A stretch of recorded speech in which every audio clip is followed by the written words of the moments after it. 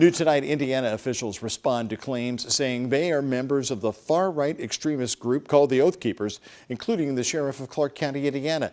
It comes after a nationwide report from the Anti-Defamation League. WHAS 11's night team's Tom Lally explains.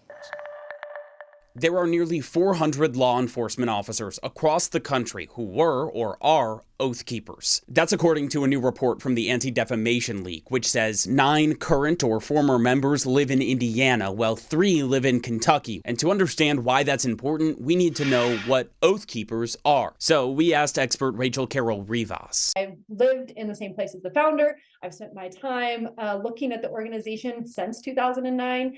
Is that they fundamentally were asking people to pledge an oath that wasn't the oath that they were pledging as members of law enforcement, elected officials. She's a researcher for the Southern Poverty Law Center and says Oath Keepers are a militia group targeting veterans, law enforcement, and politicians. The group claims to defend the Constitution and fight tyranny, but it's most notably known for its involvement in the attack on the Capitol on January 6th. Now, officials allegedly named in the report are responding. Clark County Sheriff Jamie Knoll sent us these 2 sentences, saying, "I am not now and have never been associated in any way with the Oath Keepers." He went on to say, "I didn't even know there was a group called the Oath Keepers until I read about it in the news." Further north, a commissioner of LaPorte County, Indiana, Joe Haney, said in part, "I am not a member of the Oath Keepers group." Rather, he says he uses the term Oath Keeper to refer to his pledge to the state of Indiana. Still, the ADL stands by its research, referring to a note on the report which says, "Bear in mind the possibility that the individual misunderstood the nature of the Oath Keepers." U of L Assistant Professor Calvin Coker says the information is still concerning.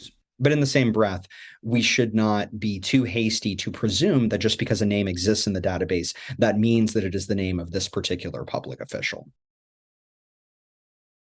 And the Oath Keepers have been active in Kentucky before. At one point, the leader made a public statement saying they would protect Kim Davis from arrest. She, of course, is the former county clerk who refused to issue marriage licenses to same-sex couples. In the newsroom, Tom Lally, WHAS 11 Night Team, on your side.